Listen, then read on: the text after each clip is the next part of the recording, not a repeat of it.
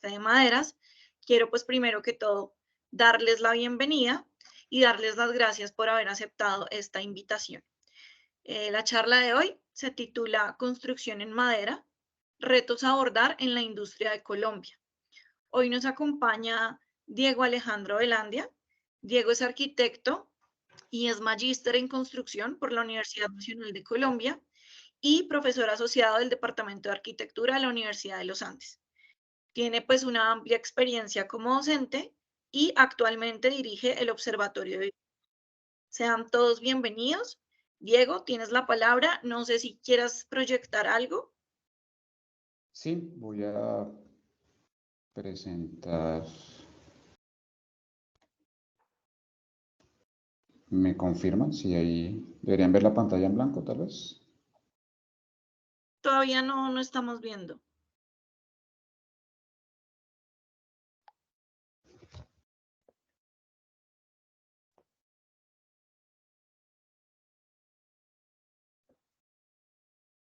Ahí se salió. No. No. A ver, compartir. Pantalla completa. Compartir. Creo que ahora sí. Sí, ahora sí. Listo. Bueno, pues muchas gracias y buenos días para todos. Y la idea de este espacio, que ahora está en reproducción, listo, ahí.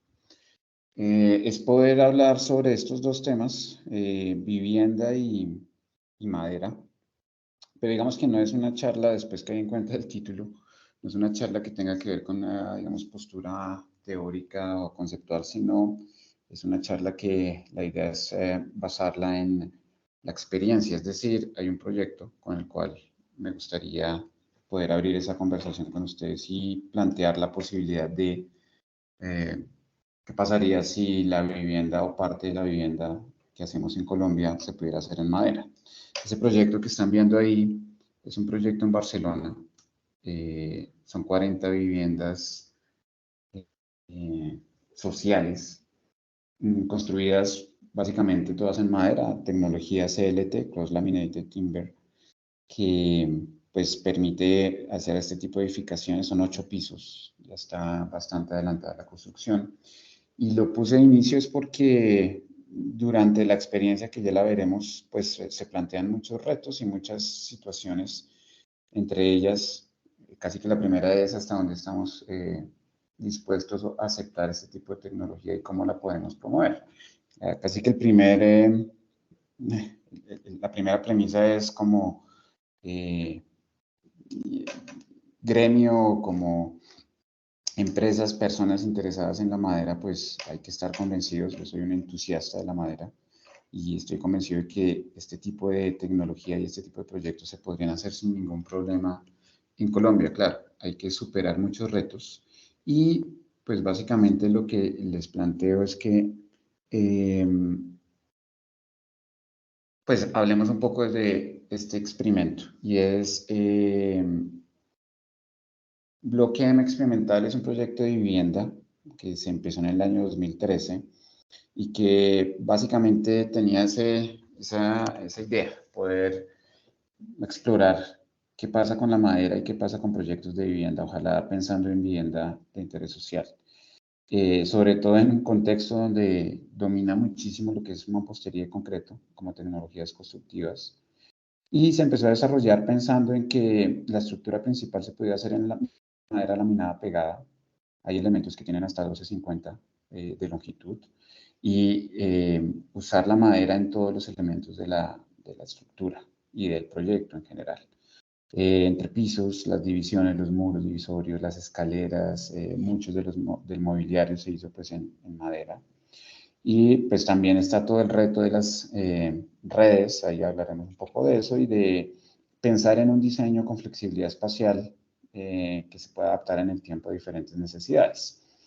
Este reto, que empezó en el 2013, pues planteó en inicio 5 años para que se pudiera llegar a evitar muchos retos desde muchas, inclusive disciplinas y momentos, pues fueron, digamos que, necesarios. Y seguramente, pues es uno de los pocos proyectos, tal vez el único que tiene una condición de ser proyecto de vivienda urbana en madera y en altura. Son 4 pisos que tiene esto. Entonces, esta línea de tiempo se las muestro es porque aquí ya empiezan a aparecer varias situaciones, como por ejemplo en el 2013 que se tomó de hacer este proyecto, este experimento, este prototipo, pues lo primero fue buscar a un ingeniero calculista. Entonces aquí empieza la primera situación a identificar y a tratar de analizar, y es que no fue fácil, fue un año completo, bueno, más de un año, fue un año y medio casi buscando. Fácilmente pasé por más de 30 oficinas de arquitectos, entre grandes, pequeñas, más conocidas, menos conocidas, y pues al final pues se pudo desarrollar esto con el ingeniero Fabián Echeverri, un experto en madera, también un entusiasta, pero fue muchísimo tiempo, muchísimo, muchísimo, y eso pues es una primera dificultad. Si no hay ingenieros para poder calcular y trabajar conjuntamente para diseñar esto, pues difícil. Entonces, año y medio ahí. Luego ya el diseño fue un poco más normal en cuanto a proceso, con cálculos, consecución de maderas y demás. Y volvemos a otro momento, o empezamos otro momento mejor, que era la licencia de construcción.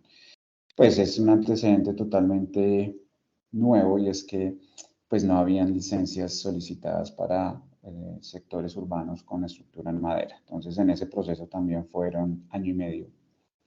2 curadurías en Bogotá, con diferentes discusiones, situaciones, muchos prejuicios sobre la madera, muchas dudas y temores sobre quienes analizaban las estructuras, los cálculos y demás y aprobaban. Finalmente, pues se obtuvo en junio la licencia de construcción, después de una ardua gestión, y se empezó pues todo el tema ya de obra. La cimentación tal vez es el único elemento que tiene pétreos, concreto, reforzado, y simultáneamente estaban prefabricándose. Esto se hizo con ripol laminados en su planta de Tocancipá, y se llegó con toda la madera y demás. Y la obra de madera como tal empezó en febrero del 2017. La obra como tal, digamos, fue muy rápida, pero diferentes circunstancias constructivas hicieron que se demorara un poco más, hasta el punto de llegar a ser habitada un año después, casi en febrero del 2018. No necesariamente por el proceso constructivo como tal, sino por más situaciones asociadas a mano de obra, constructor y demás. Entonces ya en el 2018 pues se habita como tal la vivienda, y pues ahí sigue siendo como un laboratorio hasta el momento de experimentación y de otras cosas. Esta línea de tiempo, pues, como les decía, me gusta compartirla porque, pues, es un primer insumo para poder conversar sobre lo que pasó y lo que uno puede aprender de este tipo de procesos. Es un proyecto que se ubica, esta es La Manzana, esto es hacia el norte de Bogotá, 170 con autopista más o menos. Y es un barrio de desarrollo predio a predio, es un predio medianero, tiene 6 por 15, pero hay un patio atrás de 3 metros, entonces construirle son 6 por 12. 4 pisos, aquí ven la secuencia de digamos, básica de cómo se armó, cómo es la estructura. Entonces la cimentación con su sobrecimentación en concreto y las uniones en acero, unas columnas que pueden llegar a tener hasta 11,50, las más largas, en madera laminada, unas vigas que pueden tener hasta 12,50 con un entramado de viguetería, es decir, madera cerrada normal, muros estructurales en entramado liviano con OSB, y bueno, ya algunos temas de acabado de la fachada y demás. El primer piso, pues, es básicamente una zona de un espacio de trabajo atrás, un parqueadero y una zona como de tratamiento futuro de aguas y demás. Y la planta tipo tiene que ver con, pues, 2 grandes espacios flexibles con un espacio central muy técnico y la circulación. Todos los pisos del segundo al cuarto funcionan igual. Entonces, esto planteaba unas luces más o menos importantes en el sentido largo, que eran 4 metros. Y hay 3 ejes. La luz más larga en este sentido, que es transversal, tiene 3,50. Con este diseño y con esta pues, condición, pues empezó el proyecto. Este es el proyecto, perdón, el predio. Ya aquí se había demolido, había una casa previa como tal, entonces se puede ver que está al frente, el patio quedaría aquí atrás. Los vecinos, temas de culatas, de revisión de niveles, en fin.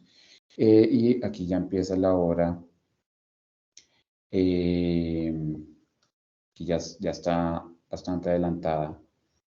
Se ve la cimentación, es una placa de 25 centímetros en concreto, con una sobrecimentación para proteger la madera. Aquí ya se ve atrás un tema relacionado con la mano de obra, entonces les voy contando como diferentes temas. Y es que, por ejemplo, en Bogotá y Cundinamarca no se logró conseguir mano de obra, entonces ese es otro de los temas. Dificilísimo, y por más que ya teníamos licencia y demás para empezar el proceso constructivo, fue necesario traer mano de obra de Río Negro, Antioquia, a las afueras de Medellín, que tenían experiencia sobre todo en montajes de cubiertas para casas rurales, fincas, haciendas y demás, en madera.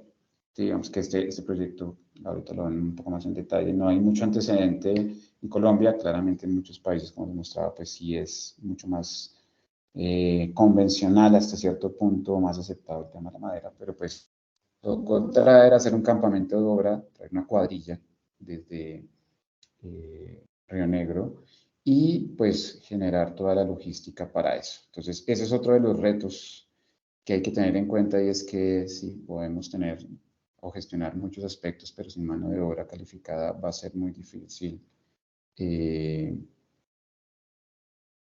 poder avanzar en este tipo de proyectos.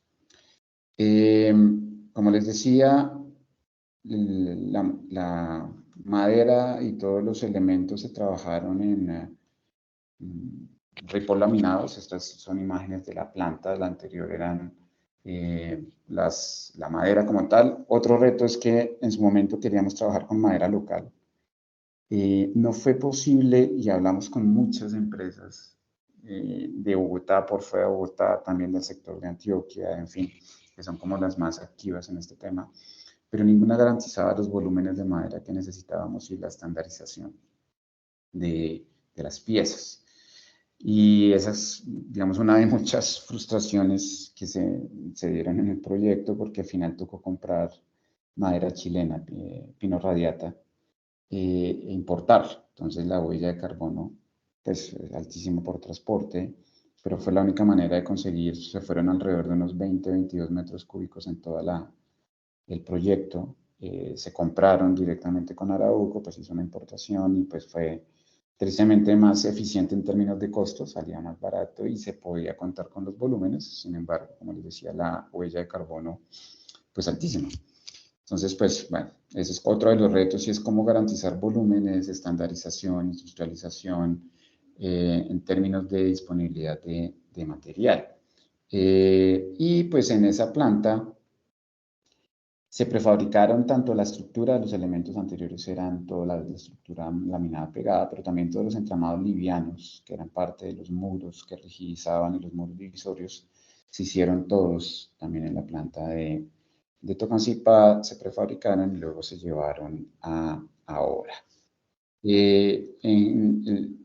Todo el tema de uniones es parte también sería como el tercer reto, y es la disponibilidad y la pertinencia de lo que podemos encontrar comercialmente como uniones. Entonces, pues todas estas uniones claramente tocó mandarlas a hacer, inclusive el diseño de este tipo de accesorios. Es una pieza especial que se diseñó y se fabricó para evitar tener estos tornillos. Estas son las uniones de las columnas, para tener los vástagos, ¿no? Las varillas roscadas expuestas. Y esta es la unión tipo. Lo que sí se logró por parte del diseño es tener una sola unión tipo para todo el proyecto. Y se trabajaron anillos a cortante. Cada uno de estos anillos tiene una capacidad de resistencia de 1 tonelada cortante. Sobre todo por seguridad, más que porque se necesita. En realidad, cada unión se supone que transmitía 1 tonelada, pero pues por seguridad se diseñó este tipo de unión, y esa unión es la que se utiliza en todo el proyecto. Y luego de ese proceso de prefabricación, pues bueno, ya lo que ven ahí es toda la estructura laminada con algunas láminas, no se ve, pero todo lo que está acá en esta tractomula en el tráiler es toda la estructura prefabricada. Entonces ya estaba lista la cimentación, en febrero del 2017 llevamos toda la estructura, la descargamos, y uno de los retos también que nos planteamos es no usar maquinaria muy especializada, sino a partir de tecnología más sencilla, andamios, malacates y demás, poder trabajar y manipular los diferentes elementos. Entonces, una vez llegamos a el sitio, pues descargamos, tratando de mostrar que no se necesita pues una tecnología, ¿no? Este es el elemento tal vez más largo, 1250, este es el predio medianero, aquí estamos con el cerramiento de obra, y así que se veía la obra en el sitio, es decir, se organizó todas las piezas, como pueden ver es una obra muy limpia, para hacer 4 pisos y demás fue una obra absolutamente limpia, todas las tardes lo único que se hacía era barrer, y eso fue una ventaja pues altísima, una obra muy tranquila en ese sentido, con una curva de aprendizaje muy alto, ahí ven un poco la organización, hay 4 torres de andamios, una distribución de unas vigas que están por aquí arriba y demás para poder empezar a izar cada uno de los elementos. Es como una especie de mecano que se va armando por ejes estructurales. Lo que ven ahí es precisamente el izaje de una de las columnas. Este fue el primer elemento, por eso se ve un poco como enredado mientras aprendíamos cómo izarlo. En esta columna nos demoramos un poco más de medio día mientras la orientábamos, fijábamos, asegurábamos, montábamos en el apoyo. Vemos que aquí lo que les mencionaba, la curva de aprendizaje, pero ya luego, en cuestión de 4 o 5 días, quedó todo el eje estructural. Estas son las uniones o la imagen de cómo quedaron apoyados. Entonces aquí, si alcanzan a darse cuenta, hay 3 elementos. Es un sistema casi como un tipo sándwich de la estructura, con los tabiques y unos elementos más largos. Aquí se alcanza a ver la sobrecimentación, se alcanzan a ver todos los detalles de unión. Y pues lo que les mencionaba de la unión, esta es la unión tipo, ¿no? Dentro están los anillos de cortante y aquí atrás hay una platina, que es esta misma sin esta aleta.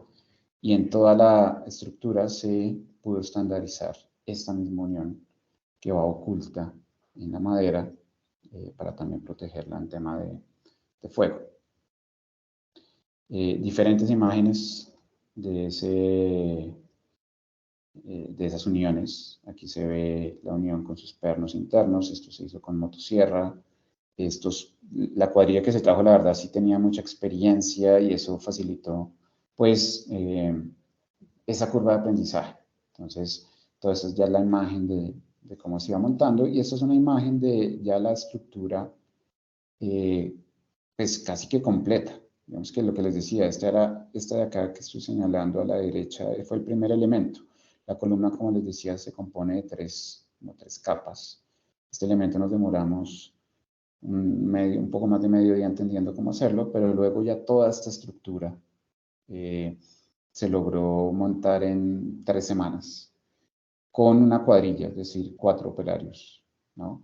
Un sistema muy práctico, muy sencillo. La madera también es muy liviana en ese sentido. Una de las ventajas es su relación peso-resistencia y en general con un sistema de poleas, malacates y demás se izaron todos los elementos. Entonces, esta imagen, y cuando uno ya toma tiempos, pues los rendimientos comparados con mampostería o con concreto son superiores. Y eso impacta directamente en costos, es decir, si llega a ser competitivo en términos de costo con sistemas más tradicionales de mampostería, inclusive en concreto. Los sistemas de entrepisos, pues también se prefabricaron, teníamos digamos, la opción de ir montando cada villeta en altura, pero era mucho más complicado y demorado, entonces lo que decidimos fue prefabricar marcos con las viguetas en el primer nivel y luego ya izarlas. Todo este marco lo izábamos, esto con poleas y demás, izaba con 2 personas y otra estaba asegurando. Aquí aparece otro de los temas también muy relevantes y es la tornillería, por ejemplo. Esta tornillería de Rotoblas no se consigue en un fabricante en Colombia que ofrezca, digamos, este tipo de elementos. Y pues es también parte de lo que uno debería tratar de enfrentar como reto y que pues seguramente reduciría costos. Esta tornillería que es estructural, pues claramente al ser importada y más no es una tornillería económica. En el proyecto se fueron fácilmente unos 20.000 tornillos en total y pues eso pues tiene un impacto en costos al ser también importado alto. Ya estas son imágenes del montaje de, de esos entrepisos, como se pueden dar cuenta, aquí está la estructura principal, están los marcos que fuimos subiendo, estos son muchos elementos de entrepiso, eso nos tomamos otras 2-3 semanas, y ya se ve en obra todo el tema.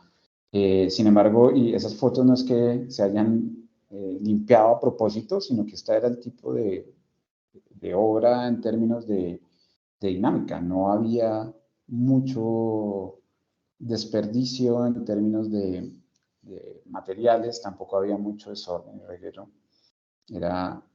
Fue una obra muy limpia, muy rápida. Y pues también se planteaban retos de cómo proteger la madera. Esta es una de las imágenes contra uno de los vecinos. Si recuerdan, esto es un predio medianero. Entonces se hizo una estructura, aquí sin más por protección, en perlines metálicos, sobre el cual se iba a apoyar una teja metálica contra los vecinos, contra las colatas, para proteger la madera. Entonces, lo primero que se hizo fue colocar toda la estructura de soporte de esos perlines. Luego ya hay una teja metálica calibre 18, pintada de blanco, que además le daba la apariencia exterior. Esa se colocó posterior y se iba fijando de atrás o de afuera hacia adentro con tornillería. Luego aquí hay todo un sistema de aislamiento con fibra de vidrio, láminas, un panel de OSB, ¿no? De los que vimos prefabricados, e imágenes del interior, de cómo se empezaba a ver esto. Entonces aquí ya toda la estructura quedó a la vista, toda la madera también quedó a la vista, y había también un propósito, y era poder contrastar lo que se entrega en vivienda de interés social, en una tecnología más tradicional que puede ser mampostería o concreto, versus lo que podría ser una vivienda entregada en madera. Entonces, por eso no van a haber mucha diferencia, aquí faltan todos los muros, pero pues ahí ya se ve el tipo de obra. Y otra vez, este es el tipo de desorden que se empieza a ver, es decir, no es la foto arreglada, sino es la foto de trabajo, y están montando, aquí se usaron láminas de OSB de 15 milímetros, pero encima de esto se colocó un panel tipo sándwich para aislar acústica y térmicamente, y además hubo un propósito de no usar ningún elemento pétreo, más allá de los únicos que se usaron fueron los aparatos sanitarios, pero de resto todo o es en fibra o es en madera, pero evitar enchapes y demás para demostrar que no es necesario tampoco. Entonces, todos los muros y demás prefabricados se iban montando. Aquí sí ya se ve todo el tema de los entramados livianos. Aquí va un aislamiento en fibra de vidrio en el piso. Y más o menos aquí se ve cómo se va a terminar, es decir, tal cual como está ahí crudo, con unos acabados muy sencillos, es como se va a ver al final. Los pisos también, como les decía, tienen un panel tipo sándwich con alguna mezcla de materiales. Aquí hubo una asesoría acústica en términos de cuál era la mejor pues mezcla de materiales y capas y orden para disminuir ese golpeteo y poder aislar cada piso, ¿no? En términos de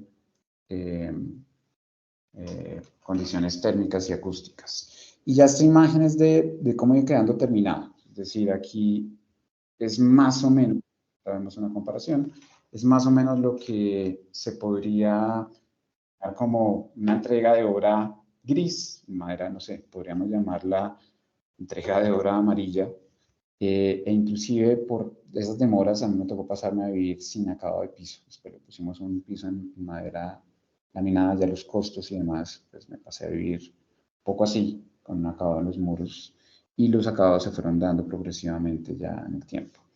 La madera tiene entre todas sus ventajas que los desperdicios se pueden reusar.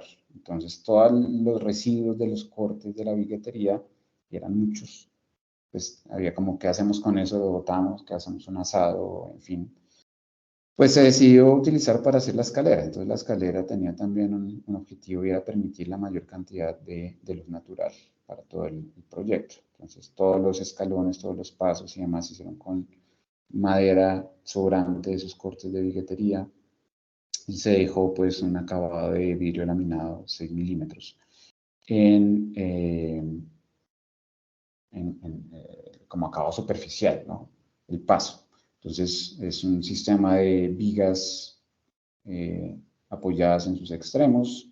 Cada uno de esos pues era casi que un componente 9 con la cuadrilla. Entonces, por ejemplo, en este nos demoramos 3 días entendiendo cómo era, explicándole a la cuadrilla, mira, eso hay que montarlo así, acá, esta de acá, esta viga con su forma, pues por la misma condición de subir, pues nos demoramos otro par de días y ya cuando entendieron, pues el resto de la escalera lo montaron en una semana, porque pues son 4 niveles, entonces ahí se ve el, se ve cada uno de estos elementos es parte de ese reciclaje, es decir, el soporte de todo de los pasos, estas piezas que se ven ahí dobles, es reciclado de todo lo que sobró. Entonces, la verdad sobró tanto que tocó comprar muy pocos elementos adicionales para completar y eso pues fue bastante eficiente porque al final la cantidad de residuos fue mínima. Entonces, esta es una foto sin los pasos y aquí ya se ve el montaje tanto de los pasos sin el acabado, ya con el vidrio, ¿no? Un montaje bastante sencillo también, en la medida en que se iba subiendo, se iba montando, el diseño de las uniones, y esta ya es la imagen de esa escalera con luz natural. Es decir, este es el último nivel, el cuarto nivel, la baranda, y todo el aspecto que genera el vidrio y la transparencia, y pues claramente la madera con su impacto, ¿no? Desde la experiencia interior. Aquí pueden ver, es el mismo acabado, es la madera cruda, aquí tiene apenas un recubrimiento, bueno, la madera estructural sí tiene profilán, pero la madera de OSB tiene, las láminas tienen un aceite de linaza para protegerla y darle un poco de acabado semimate. Y ya, entonces, como les decía, la idea también era poder comparar y mirar hasta dónde se pueden entregar el mínimo acabados, haciéndolo casi como parte de una opción, una alternativa para vivienda de interés social. Y todo el tema de fachadas, hizo fachada liviana, ventilada, pensando en que el agua no se fuera a quedar, si entraba, pues que saliera lo más rápido posible, se evaporara o corriera, y explorar. Se miraron muchísimas opciones de acabados y al final, por tiempo y demás, se decidió hacer una primera versión de policarbonato alveolar como acabado, que seguramente en unos años pues tocará cambiar, pero que permite precisamente esa posibilidad, ¿no? De ir actualizando y cambiando y probando otro tipo de materiales. Esta es una imagen de como el proceso desde que se montó el primer eje longitudinal. Aquí ya está casi toda la estructura, aquí estamos montando ya la fachada y este es el resultado ya de toda la fachada sobre la vía, sobre la calle, ¿no? Con la ventanería y demás. Esta es la teja que protege toda la madera, al lado y lado, tiene una barrera también de humedad, una barrera de vapor para evitar que la condensación pues, llegue directamente a la madera y bueno, muchos retos, entre ellos las instalaciones. Con Codensa hubo líos, con el gas natural hubo líos,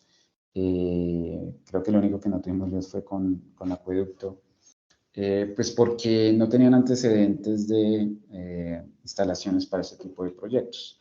Entonces, pues empieza a ser una discusión a veces un poco desgastante. Por ejemplo, Codensa en su momento no tenía tan claro que ya la normativa permitía tener un perfil, el SH40 en PVC, a la vista. Entonces, solo empezando por ese detalle técnico, pues tuvimos una discusión que casi no permite colocar o proveer el servicio de energía al proyecto.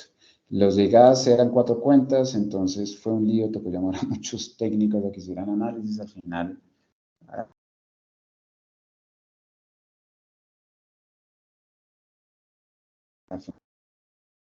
cierta facilidad al servicio, pero inicialmente ningún técnico se metía a probar la instalación, no tanto por la instalación en sí misma, sino porque era una estructura en madera. Es decir, desde esos componentes técnicos había toda una cantidad de dudas, inclusive prejuicios, sobre lo que implicaba dar un servicio público, ¿no?, al proyecto. Entonces, otro de esos retos que al final, bueno, después de mucha discusión se pudo resolver. Y ya internamente, pues también se propuso que las instalaciones eléctricas fueran lo más flexibles. Este es uno de esos espacios, les decía, son los flexibles. Aquí está el espacio más técnico, si está en obra. Y aquí se estaba montando todo el sistema eléctrico, que es desmontable y que tiene unas conexiones que también se pueden ir moviendo con unas extensiones, con unos cables que permiten ir proveyendo energía dependiendo de las necesidades. Ya diferentes espacios que se van acabando en obra y ya como queda, son cocinas más bien compactas con un sistema o con una zona de zonas húmedas también muy compactas, pero divididas. Así se veía y así me pasé a vivir al proyecto. Como les decía, esto tiene unos acabados en aceite, pero comparado, por ejemplo, y ahorita vemos una imagen con unos muros y una estructura en concreto en mampostería a la vista, pues la verdad esto, por lo menos desde mi experiencia, es muchísimo más acogedor y tiene una mayor calidad y no necesita una inversión alta para poder verse bien o habitarse bien en términos de acabados. Aquí ya se ve el piso, tal vez es el único acabado que pues, se colocó obviamente, es un piso laminado en PVC con un desempeño muy bueno. Y aquí, pues ustedes pueden ver la comparación entre lo que se entregaría como obra casi terminada, sin mucho acabado, y como se habita, pues es toda la madera a la vista. Y esa es una gran diferencia en cuanto a percepción, en cuanto a habitabilidad entre la madera y tecnologías como la mampostería o el concreto. Todos los modelos son modulares y además aquí se ve el acabado y ya imágenes de cómo se habita. Entonces, como se pueden dar cuenta, todo es madera a la vista. Claro, se podían dar acabados, se podían chapar y demás, sí. El baño es un baño múltiple que está separado. Aquí hay una ducha en este costado atrás, pero además es una ducha en fibra de vidrio prefabricada. Como les decía, una intención era no usar o usar al mínimo materiales petros adicionales, entonces no hubo enchapes, de hecho no hay ni un solo enchape en toda la vivienda. Es una cabina prefabricada en fibra de vidrio. Y pues este es el espacio flexible que ya otra vez muestra toda la madera a la vista. La verdad, pues, digamos que es una sensación muy confortable. No se identifica que es un acabado casi que de obra puesto a la vista ya. Que sí podría pasar con esta imagen, que es, así se entrega una vivienda de interés social en concreto y en mampostería, por ejemplo, y es lo que toca empezar a acabar. Y hay muchas familias, en lo que nosotros hacemos desde el observatorio, pues hay familias que después de 5 y 6 años no tienen recursos para terminar esto, que además son recursos importantes que hay que destinar para pisos, enchapes, cielo raso o por lo menos pintura, ¿no? Y la cocina y demás. Mientras que en madera se podría entregar esto y se podría habitar así. Y un resultado es que casi que no se necesita, claro, por gusto no podría cubrir todo esto y darle un acabado diferente.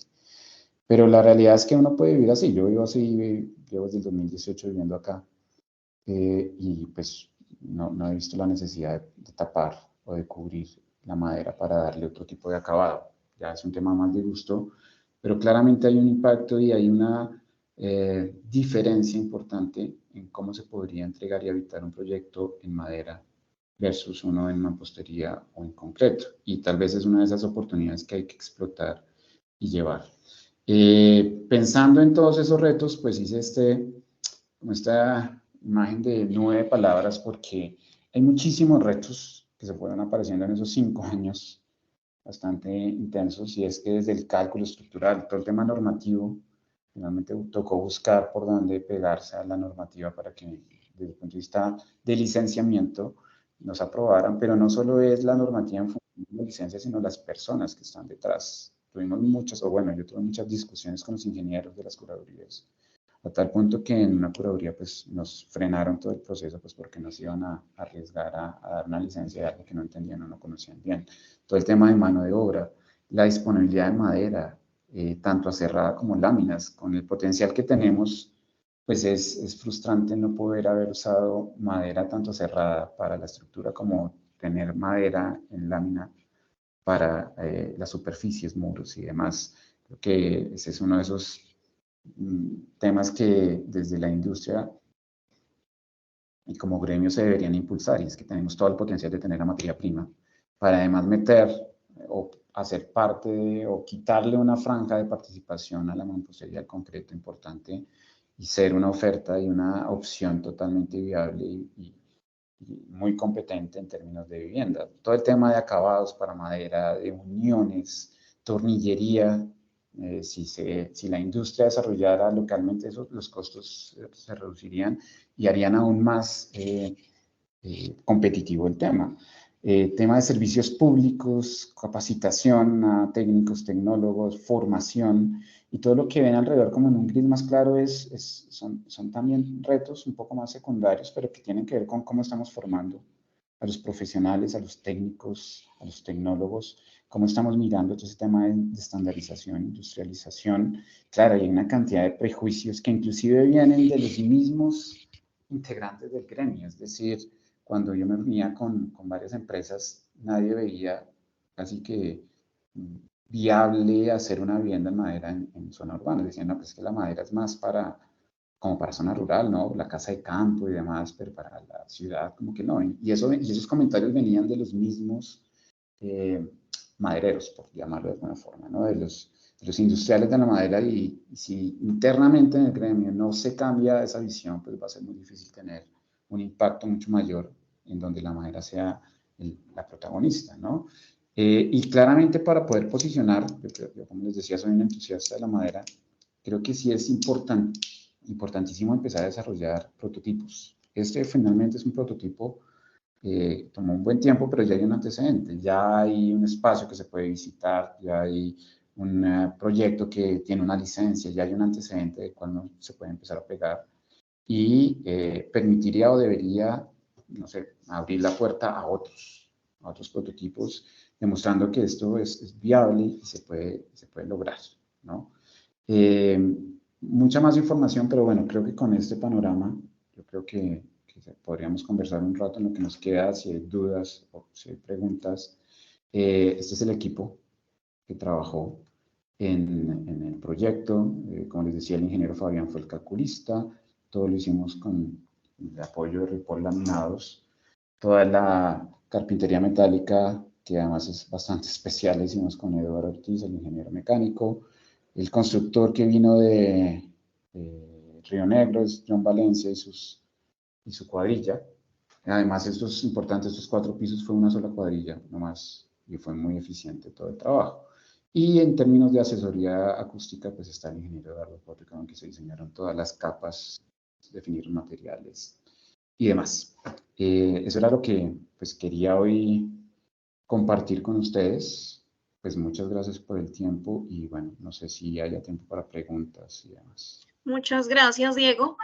Pues personalmente está muy linda tu casa, se ve súper acogedora y creo que es Gracias. algo muy, muy interesante por explorar. Tenemos aquí unas preguntas. Pregunta Paula Andrea Restrepo, ¿qué empresa les suministró los herrajes? Los herrajes los hicimos, los diseñamos y los fabricamos con con el ingeniero Eduardo Ortiz. La empresa se llama Solution Problems. Si alguien quiere el contacto y demás, pues me lo puede pedir con toda tranquilidad y se lo solicito. Son hechos a medida, la verdad. Entonces, eso es uno a uno. Lo que les decía, se estandarizó sobre todo la unión tipo para la estructura en madera y de esas se fueron alrededor de 50 uniones para toda la casa. La tornillería, sí, nada que hacer, tocó importarla, es Rotoblas. Pues bueno, nada. Sí, también estaban preguntando por la tornillería.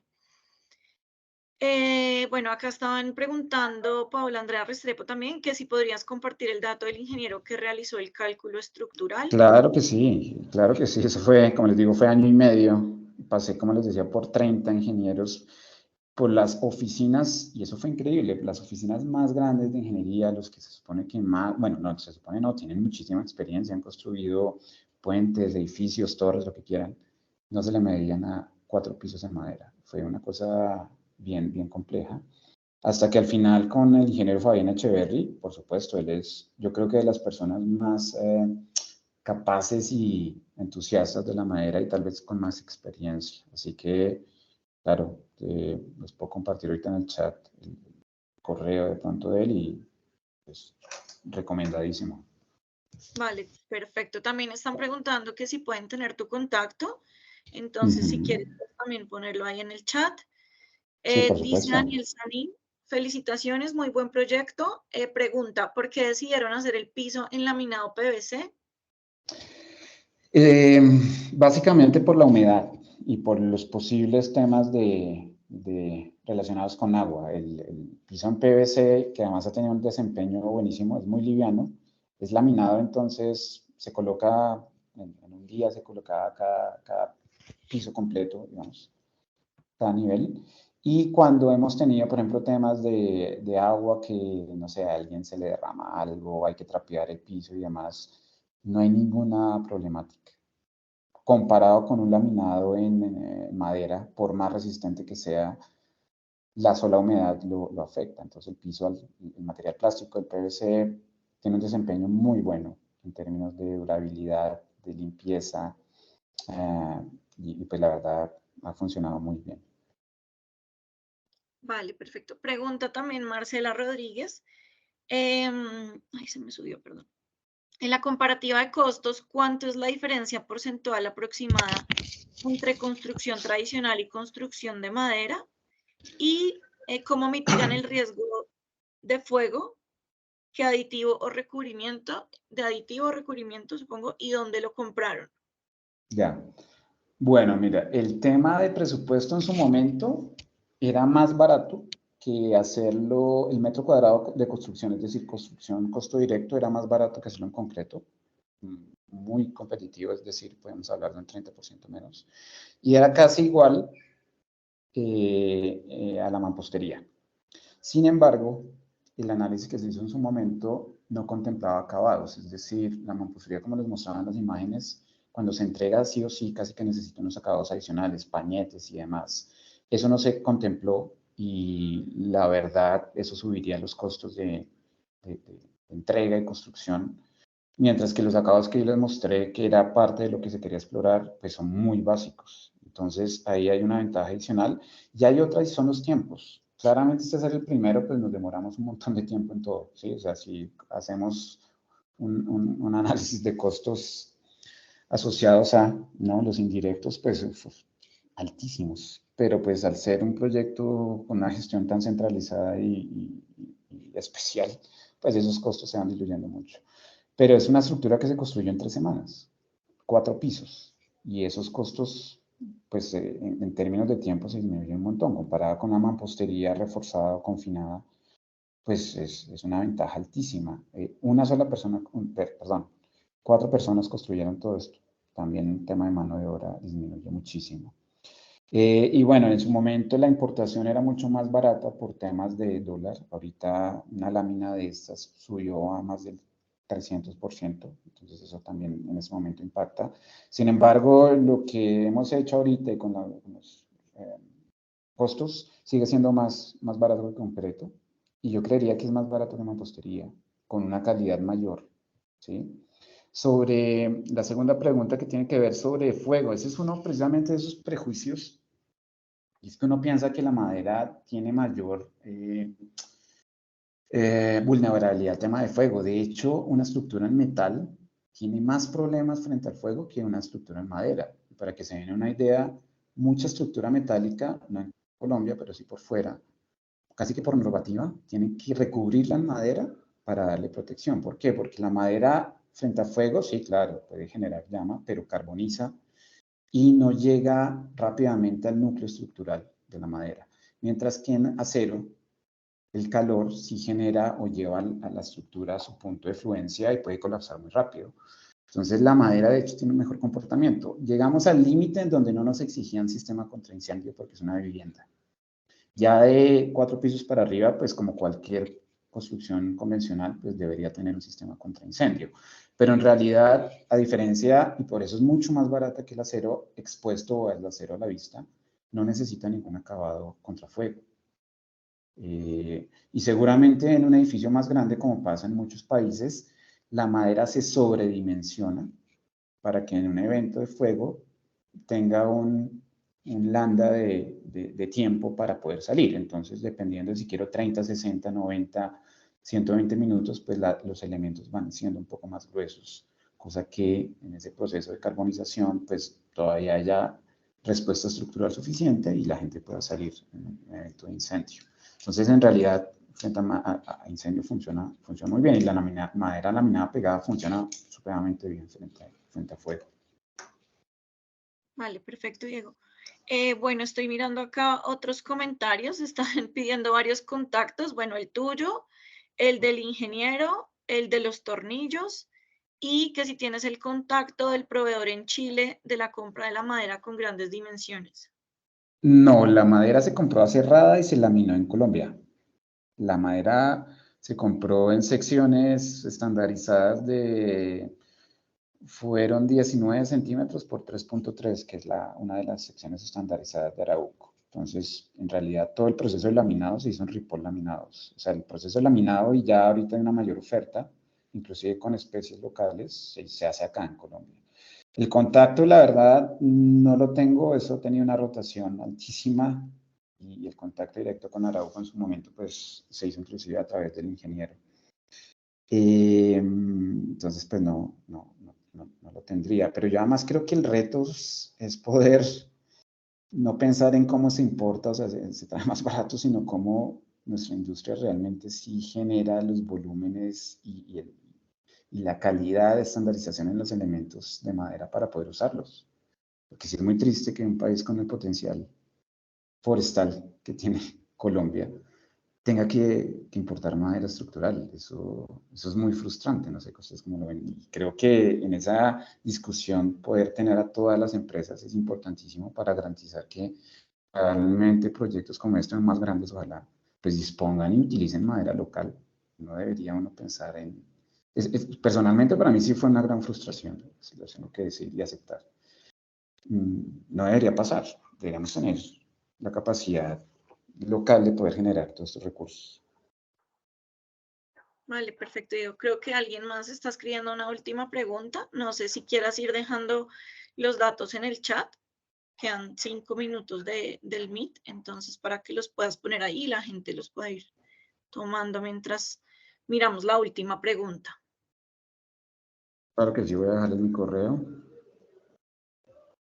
Escribe Paola Andrea Restrepo que sí se pueden conseguir madera en núcleos. No entiendo muy bien qué sería un núcleo. Espérame a ver si nos escribe algo más.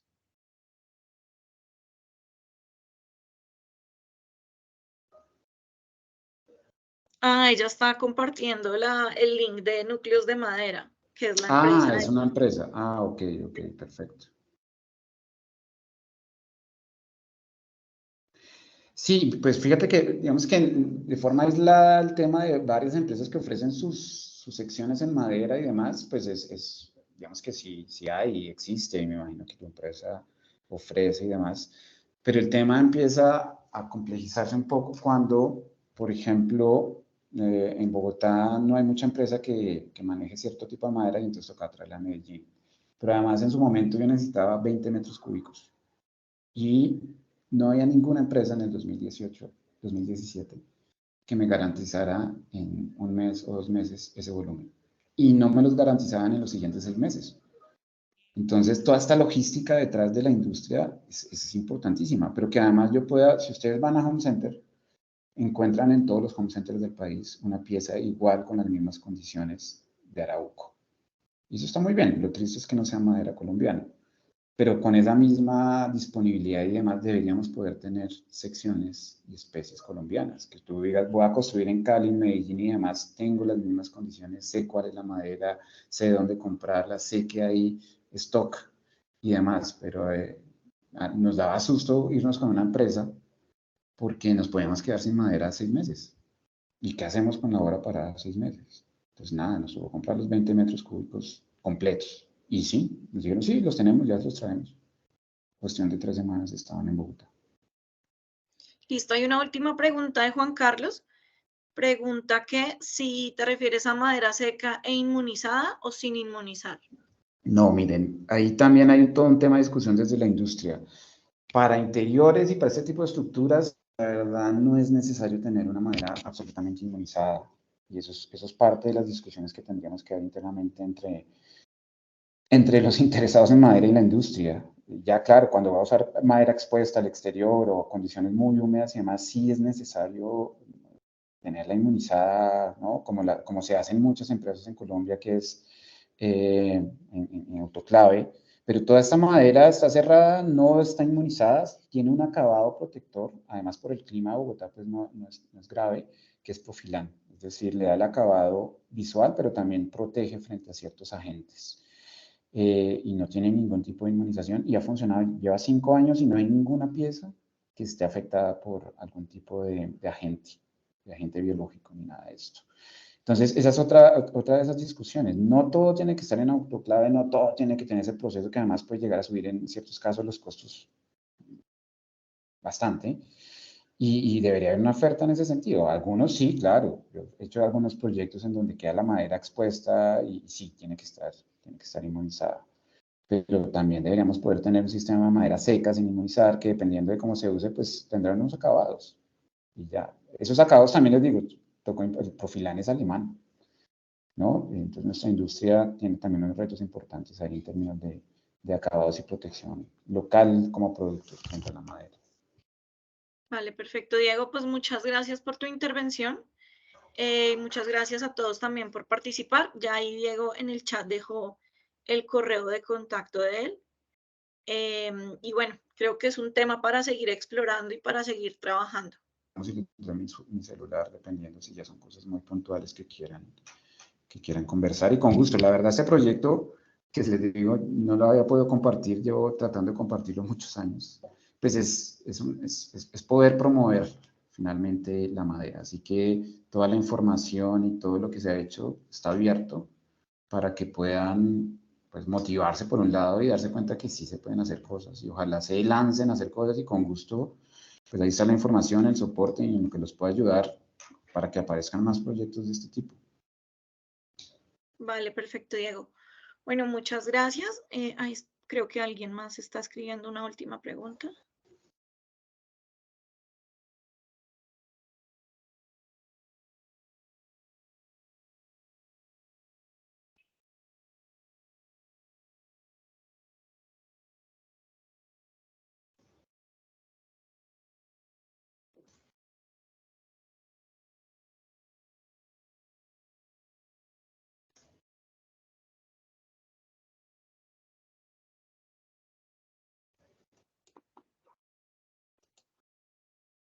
Y por si de pronto quieren ver más información de forma rápida, les comparto un pequeño video que está en internet sobre el proyecto. Ahí faltan de pronto algo de información, pero pues es, digamos, un buen recurso.